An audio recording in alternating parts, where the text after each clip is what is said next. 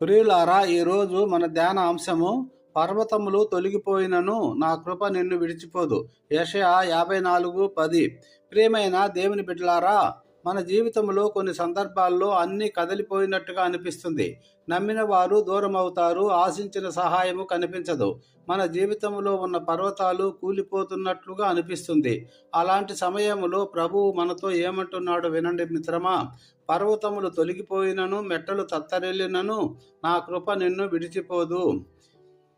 పర్వతము అంటే మనకు స్థిరత్వానికి గుర్తు, మెట్టలు అంటే బలానికి గుర్తు. దేవుడు చెప్తున్నాడు, ఈ లోకములో ఎంత బలమైనవి అయినా కదిలిపోవచ్చు, కానీ నా కృప మాత్రము ఎప్పటికీ మారదు. మనుషులు మారతారు, పరిస్థితులు మారతాయి, కానీ దేవుని కృప మాత్రము శాశ్వతమైనది. యోబు జీవితమును మనము చూద్దాము మిత్రమా. అతని జీవితంలో అన్నీ ఒక్కసారిగా తొలగిపోయాయి. సంపద పోయింది, పిల్లలు పోయారు, ఆరోగ్యం పోయింది, స్నేహితులు కూడా నిందించారు. అతని పర్వతాలు అన్నీ కూలిపోయినాయి. కానీ యోబును దేవుని కృప విడిచిపెట్టలేదు. చివరికి దేవుడు అతనికి రెండంతలు ఆశీర్వదించాడు. పరిస్థితులు యోబును వదిలినా దేవుని కృప యోబును వదలలేదు. ఒక చిన్న కథ, తుఫానులోని దీపం. ఒక గ్రామములో చిన్న దీపం ఉండేది. ఒక రాత్రి పెద్ద తుఫాను వచ్చింది.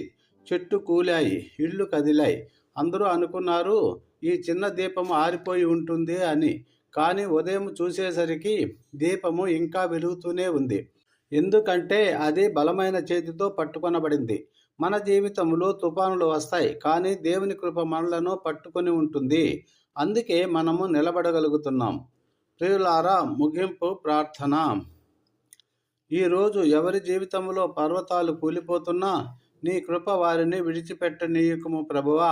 మా పరిస్థితులు మారినా నీ కృప మారదని మేము నమ్ముతున్నాము.